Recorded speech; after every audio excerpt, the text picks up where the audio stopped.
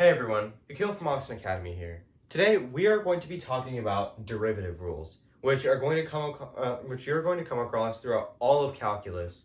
So let's go ahead and get started.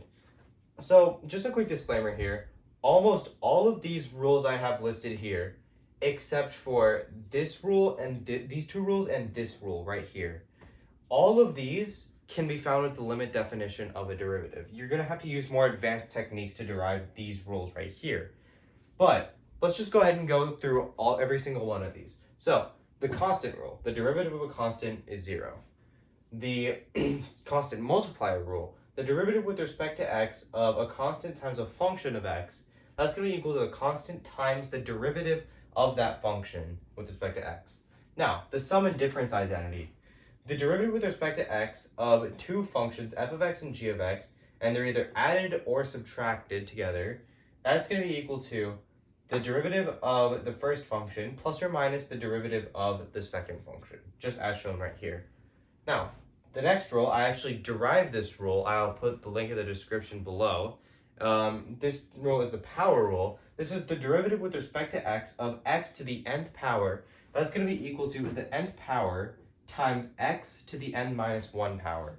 So, moving on to these two rules right here. These two rules are more complicated to derive, but they're extremely helpful in finding more complicated derivatives. So, the product rule. The derivative of a product of two functions, that's going to be the derivative of the first times the second plus the derivative of the second times the first. And then the quotient rule. The derivative of a function divided by another function.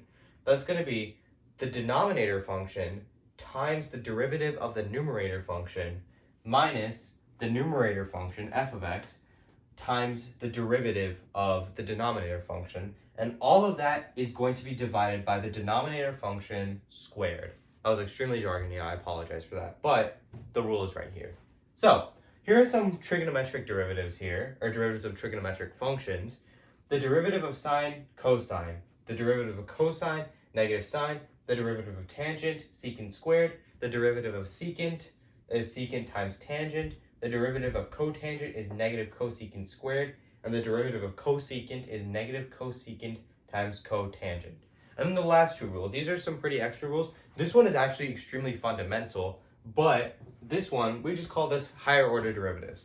So the nth derivative with respect to x of f of x, that's going to be the derivative of the derivative before that. The derivative of the derivative before that. That's extremely confusing, but here's sort of that in context. So let's say we wanted to find the second derivative of a function f of x, all right? This is going to be equal to the derivative with respect to x of the derivative of f of x. So that's going to be useful when we do problem 6 right here. And lastly, we call this rule right here the chain rule. The derivative with respect to x of a composite function, f of g of x, that's going to be f prime, or the derivative of f with respect to g of x, so you're keeping the g of x on the inside, times the derivative of g. And we can actually put this into a differential form where we have f of x, is equal to some function right here. Let's say we just have square root of 2x plus 1. And what we're going to do is we're going to say that dy dx, this is the same thing as f prime of x. This is going to be equal to dy du times du dx. And if you notice, these du's actually cancel, and we just still get dy dx. And du, note that u is actually just this inside function here, which is 2x plus 1 in this case. So that's just an example that we're going to look at. So, with all of these derivative rules in mind, let's go ahead and try applying all of these. We have 6 problems right here. Let's start off with the first one.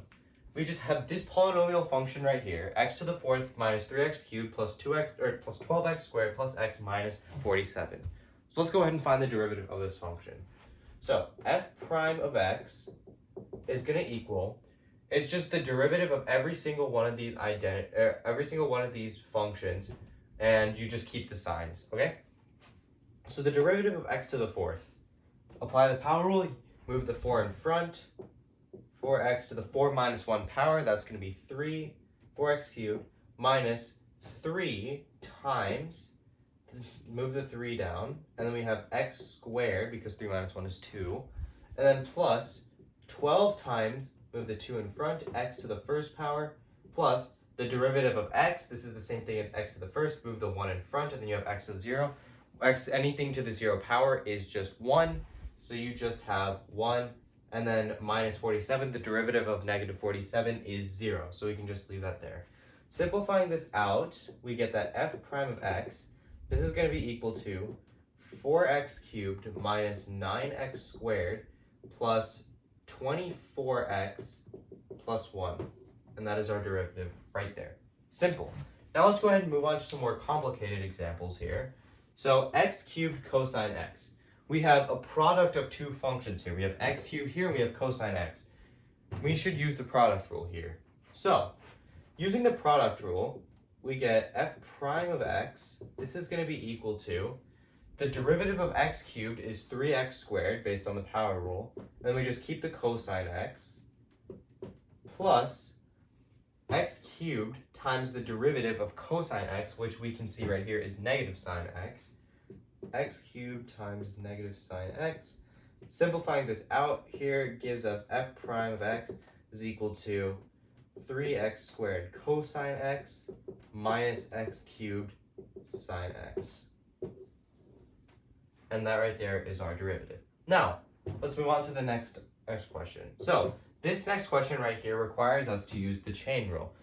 Because, as you can see, we have a square root, we have a function nested inside of another function. The square right here, we can consider an outside function, and this 1 minus x squared, we can consider an inside function. So, let's go ahead and do a little bit of substitution here. So let's let u equal 1 minus x squared. And for simplicity's purposes, I'm actually going to go ahead and differentiate u straight away. So du dx, this is going to be equal to the derivative of 1 minus x squared. The derivative of 1 is 0, and the derivative of negative x squared, applying the power rule, this gives us just negative 2x. So, if we go ahead and substitute in u for this, we get that this is equal to the square root of u.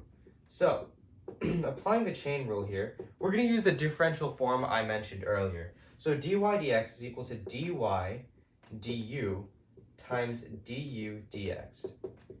And I'm actually going to go ahead and rewrite this square root as u to the 1/2 power. That way it's easier to tell that the derivative of y with respect to u is just going to be equal to 1/2 u to the 1/2 minus 1 power, which is negative 1/2. And that just works out to be 1 over 2 square root of u. So this is going to be equal to 1 over 2 root u times negative 2x. But notice something here. We shouldn't leave a u when we're asked for dy dx. We should put back in 1 minus x squared into the square root. So we get that this is going to be equal to 1 over 2 square root 1 minus x squared times negative 2x. These 2's cancel, and we are just left with negative x over the square root of 1 minus x squared. And that right there is the answer to this derivative problem right here. So, moving on to the next one. We have x cubed plus 2x divided by sine 2x plus 1. You're looking at this one right here and you're a little bit bewildered, obviously. But let's try using the quotient rule here. What could go wrong? So, f prime of x is going to be equal to this right here times the derivative of this is going to be sine of 2x plus 1 times, what is the derivative of x cubed is 3x squared, and the derivative of 2x, that's just going to be 2, minus f of x times g prime of x. F of x is this, g prime of this x, g prime of x. G prime of x is the derivative of this, so g of x is just this. So this is going to be x cubed plus 2x times the derivative of this. Well, what is the derivative of sine of 2x plus 1? We have a function nested inside of another function again. Let's try using the chain rule yet again.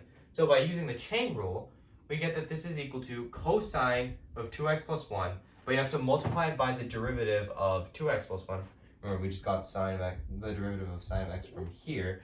Derivative of sine of x is cosine x, as we know. We have to multiply by the derivative of this, but the derivative is actually just the 2 based on the power rule. So this is going to be equal to 2 times cosine 2x plus 1.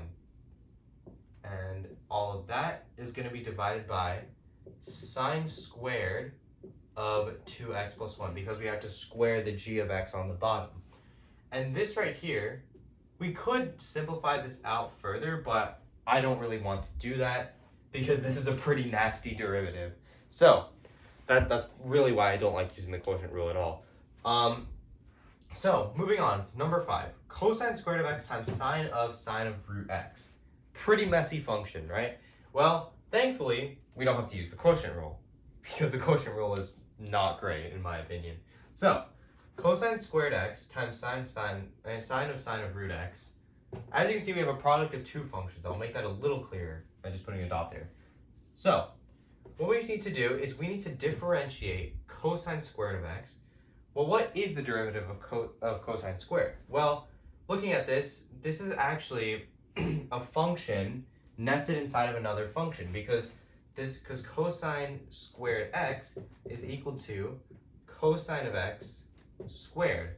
So let's go ahead and apply the chain rule here. Applying the chain rule gives us 2 cosine x, because this is the outside function, and then we multiply that by the derivative of the inside, negative sine x. This is actually negative 2 sine x cosine x, and we can use a double angle identity here to get that this is actually negative sine of 2x. So let's go ahead and implement that here. So this gives us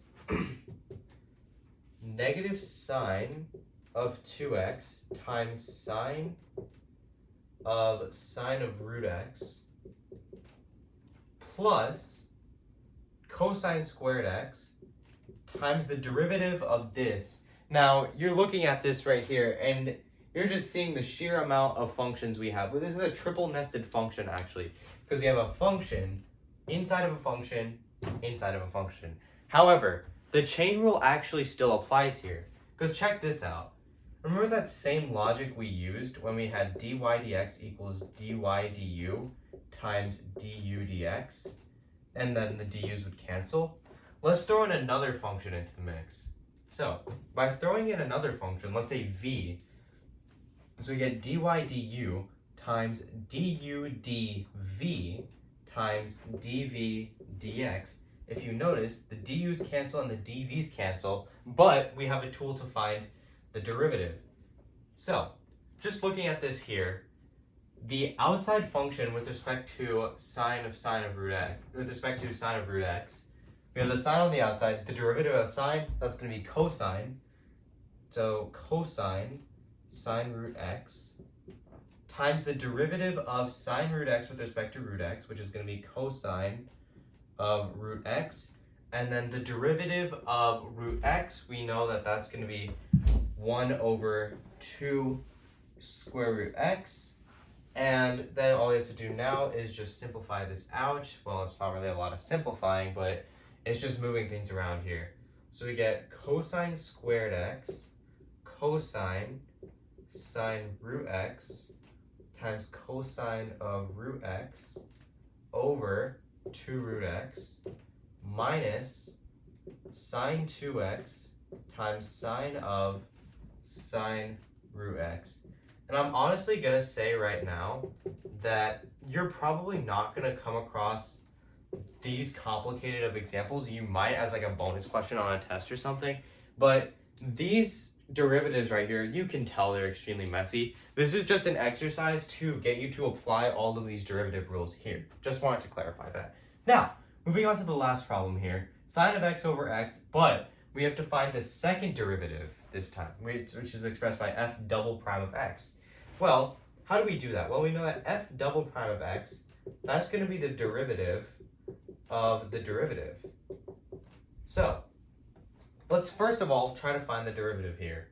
And the derivative can just be done with the quotient rule. So f prime of x, this is going to be equal to g of x, which is the denominator, times the derivative of the numerator, which is going to be x cosine x minus, and then we have sine of x times the derivative of x, which is just 1, divided by sine of x, all of that over x squared. And this right here will tell us how to find the second derivative. So the second derivative is just the derivative of this. Now, just by looking at it, you can tell this is going to be a pretty nasty one. So what we need to do is apply the quotient rule yet again. So you have x squared times the derivative of this. As you can see, we need to use the product rule. I'm not going to work that out. The product rule is pretty intuitive here. It's just going to be cosine x minus x sine x. And then, oh yeah, can't forget this part right here, minus cosine x. So that's actually pretty nice here. The cosines cancel. And then minus x cosine x. I need to, down here, I'm going to run out of room. X cosine x sine x times the derivative of x squared, which works out to be 2x. All of that divided by x squared. And now, all we need to do here is simplify this out. So x squared times negative x sine x. Since these cosine x canceled, this term right here is going to be negative x cubed sine x. Minus, and if we go ahead and distribute this 2x, we get 2x squared cosine x minus 2x sine x. And I'm going to go ahead and drop this. I'm going to go ahead and get rid of the negative sign by just distributing that as well. All of that divided by x squared.